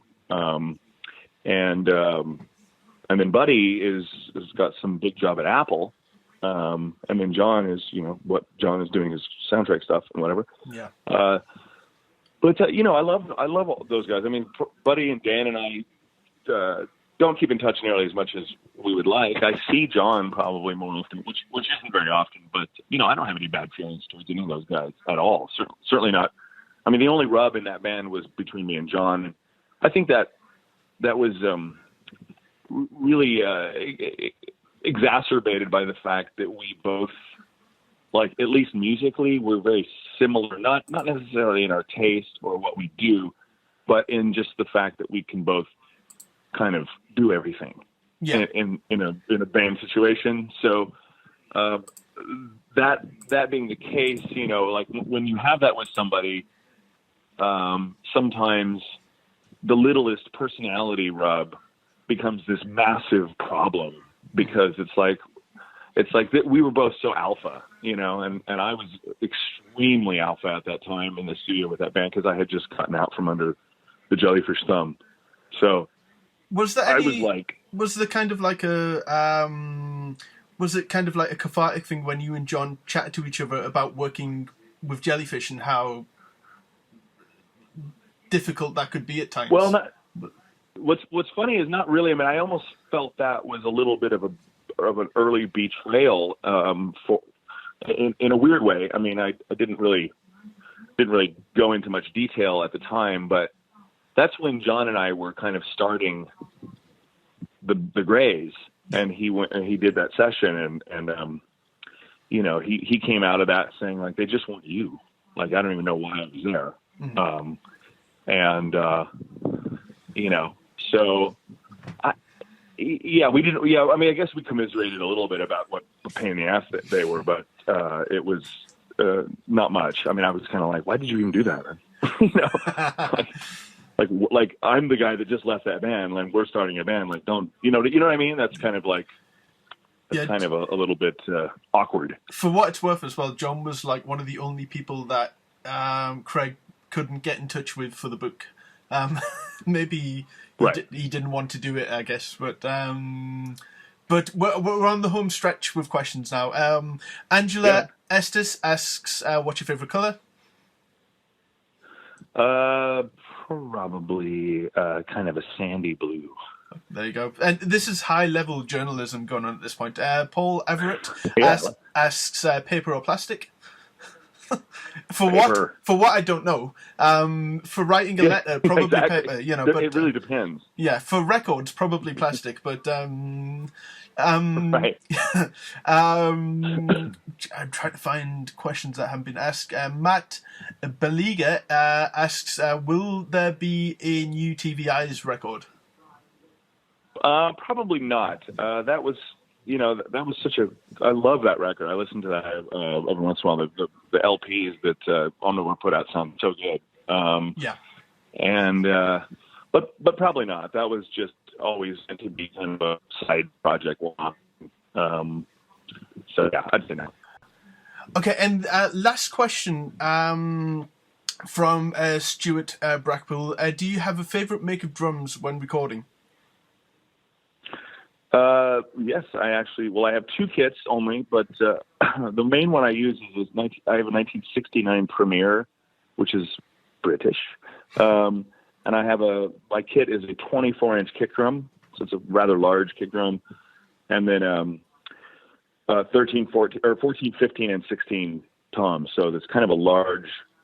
It's a very early, late 60s, early 70s kind of rock drum set, and then I also have a mid 60s Ludwig with the Ringo, the Blue Oyster Pearl finish, and but yeah, for me it's all about the snares, the big 6.5 snares. I don't ever use the 5-inch snares, but I use the big wooden 6.5, WFL, Ludwig, Leedy, all that stuff. Those are the snare drums I'm all about. Beautiful. Now, I think literally everyone knows everything there is to know about Jason Falkner after this interview. Oh, you haven't even scratched the surface. What's the weirdest bit of merchandise you've seen your face on? It's got to be a Jellyfish thing, I'm guessing. Well, there is I had to get it. I think I told him I pointed at it. I'm like, that's me, and can I have this? And he's like, yeah. But I saw a record. I still have it. It's a boot. I don't even know if I've listened to it, but it's a picture of me. It's 3 pictures of me where I'm standing at the opening of an airplane. It's like an outtake from my Can You Still Feel photo session out at this airline graveyard out in the desert. And I'm kind of like at what the opening of the jet would be, where you enter and exit the plane. And I'm looking at the camera, but the jet is like just dismantled. There's 3 of those in a row, and then it says Jellyfish. I'm not even sure what's on it. I really should listen to it and then see what songs are on it. I don't even know. It could be some really cool live thing. I have no idea. But yeah, that's pretty funny. It was like just 3 pictures of me, and then it says, I think it's. God, what does it say? I'll have to find that. Figure that out. It sounds like a very Japanese thing. Yeah, exactly. I mean, my favorite thing used to be going into there. I don't know if it still exists, but there was a place called Airs in Tokyo. That the whole shop was bootlegs. It was bootleg. It was mainly DVDs as well, VHS and DVDs. And bands, those that knew about that, if you were a band of any note and you went in there, chances are they would have some bootlegs of your band. And so, because it's a completely illegal operation, right? Because they're all bootlegs and they're selling them for a lot of money. They would give you stuff like, please take 5, whatever you want, or 10. So I went in there once, and literally the guy was wearing my shirt, and he was wearing a Jason Falkner shirt, and he freaked out so much. He said, he literally gave me like 50 DVDs for free. So I got like the most amazing stuff. It was great. That place was amazing. Superb. Weirdest body part you've ever had to sign? Or have you ever had to sign someone's pet or something like that? No, I never signed a pet, but I remember back, I think it was maybe my first solo record. I think there was a girl that had me sign her chest, but not, like a higher up, like collarbone kind of thing. Yeah.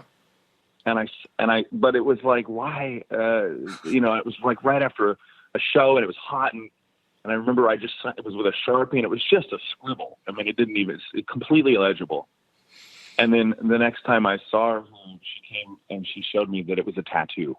Oh, wow. Okay. And I was like, and it doesn't even look like it says anything. It just looks like a heart monitor thing gone wrong. That was by far the weirdest thing, signing, and then what happened to it after, being that's on her body for the rest of her life. Yeah. I can't remember. But flattering too. But yeah, I mean, I can't remember if it was you. I somehow have accumulated a lot of signed Jellyfish stuff without it actually getting it signed in person, sort of thing. And I've got some like white labels, and I think that you signed one of them that says, "This is illegal. You should not own this," kind of thing. Right. That sounds like me. Yeah, that's what I do love about the Jellyfish signatures, is that you didn't care what you wrote on those albums. Like, just like pictures of all kinds of... Yeah, when it was just, we were just being goofy. I mean, I used to write... I remember there were a couple of classics that I used way more than a few times. I think one of them was like, "That's me in the corner," little REM thing. Or "All That Jazz and Razzmatazz," I used to say a lot, like, just because it's sounds like some stupid, like, guys, scatting. There's all that kind of stuff that we used to do. We used to have a lot of fun doing that stuff, because that was when we were in the presence of other people and not just ourselves. So so those were always kind of fun times, like, sitting at a table and signing stuff after a show, or like an in-store. All those things were really fun. Well, I'm going to have to... I want to get you to sign it, but I wasn't sure how you feel about signing, like, Jellyfish stuff at this point. Do you care? Oh, man, I'm of course, I'm happy to sign anything for you, man. Okay, that's good. Well, I see. I was able to get, like, one of those big promotional belly button posters, and it has everyone's signature bar yours, because maybe you had gone by that point when there was a radio tour or something going on. And Andy's signature says, "Follow me to Eden, eat this mushroom," on the mushroom that's actually on there. Yeah. And Chris's signature is probably one of the greatest signatures. What's the musical? "If I Was a Rich Man." Na, na, na, na, na, na, na, na, na, na, na, na. That's Fiddler on the Roof. Yes, he actually wrote all of that with all the na na na na na na nas. Right. Oh, that's funny. So yeah, do you still have the fringe trousers? Oh, did you burn them a long time ago? No, I don't. You know what? I lost a lot of that stuff. I actually lost some stuff that I was kind of upset to lose. I think certain people threw that stuff out that I lived with back in the day.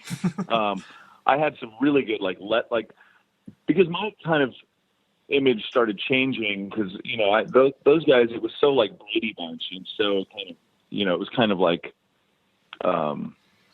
it was really very thrift store, which is where most of that stuff came from. But I started going, okay, well, I'm not going to be able to beat this. I've got to join it. Cause I actually had a problem with that whole image thing in the very beginning. Yeah. And so if you see the difference between, like, I look really awkward in the King's Half Undressed video because that's the first time I ever dressed up in all that Brady Bunch stuff. And I was like kind of bummed out about it. By the second video, I had kind of co-opted my own take on it, which was a bit more, you know, faces or something, you know what I mean?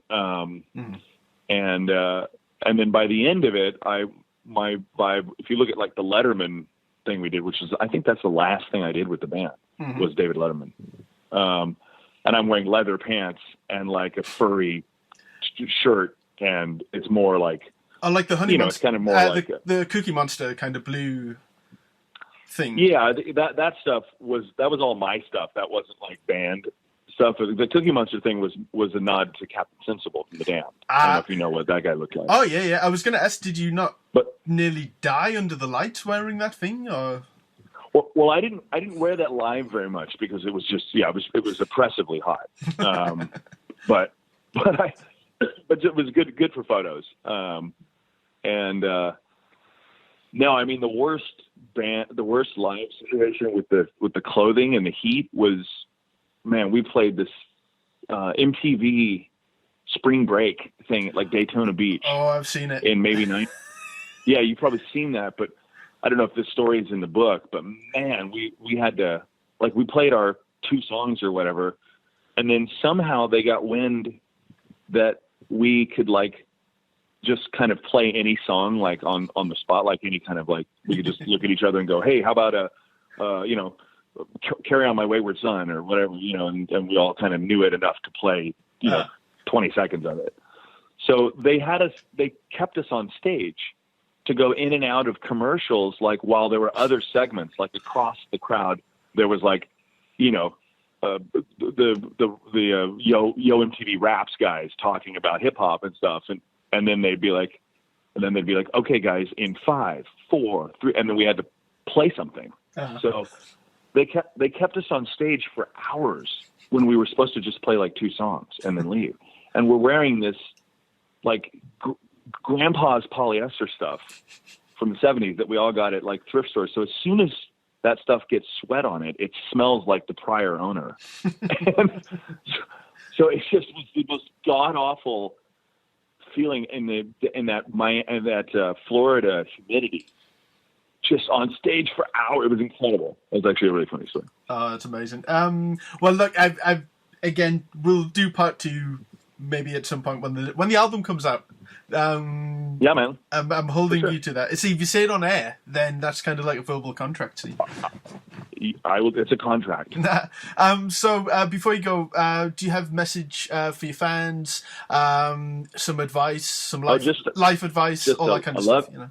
I love you guys. I love everybody. Thank you for being patient with me and how long it takes between records. It's not intentional. It's, you know, there's been a multitude of reasons why I haven't put out as much music as I would like to, but there will be a lot more new music, and just thanks for being patient. That's exciting. Jason, thank you so much for giving me far too much of your time. You're so welcome, my friend. And allowing me to ask just about every ridiculous question under the sun. But yes, thank you again, and we'll talk again soon. Okay, brother. Thanks.